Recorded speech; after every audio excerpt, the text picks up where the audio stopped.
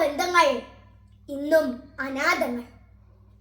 പരതന്ത്ര പതിത സമൂഹങ്ങൾ മരമല്ല തണലിനായി നട്ടു നമ്മൾ.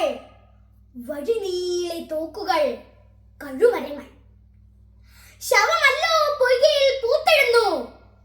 തെരുവിലെ കുരുതിരൻ ചോര കൊണ്ട് ചെറു പൈതങ്ങൾ സ്ലേറ്റ് മായ്ച്ചിടുന്നു.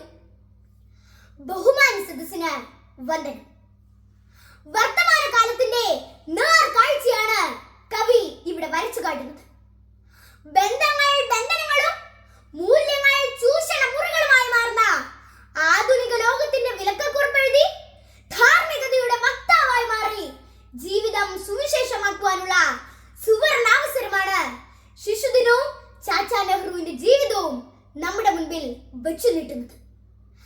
വിശ്വ സാഹോദര്യത്തിന്റെ വശ്യമുകുളങ്ങൾ വസുദൈവ കുടുംബം എന്ന സാർവത്രിക സൂത്രവാക്യത്തിലൂടെ പറഞ്ഞു പഠിപ്പിച്ച ടാഗോറിന്റെ ഭാരതത്തിൽ ഇന്ന് പിഞ്ചു പൈതങ്ങളിൽ പാരതന്ത്രത്തിന്റെ പൂച്ചവിലങ്ങ് തറക്കപ്പെട്ടിരിക്കുന്നു. ഇവിടെയാണ് ശിശുദിനാഘോഷങ്ങൾക്കും ചാച്ചാ നെഹ്റുവിന്റെ ചിന്തകൾക്കും പ്രസക്തി. മനുഷ്യൻ ആത്മാവും ശരീരവും മനസ്സുമുള്ള ഒരു സാമൂഹിക ജീവിയാണ്.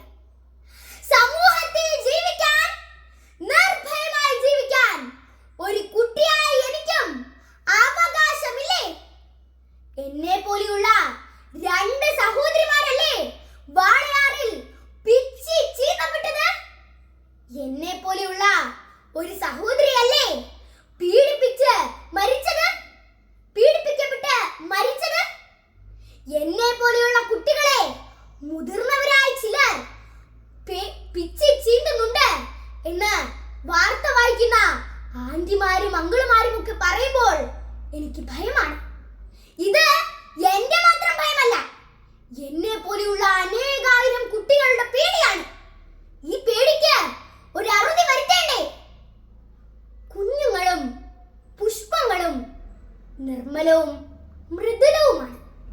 അവയെ മൃദുവായി വേണം കൈകാര്യം ചെയ്യുവാൻ എന്ന് ചാച്ചാ നെഹ്റു പറഞ്ഞത് എല്ലാവരും മറന്നുപോയി.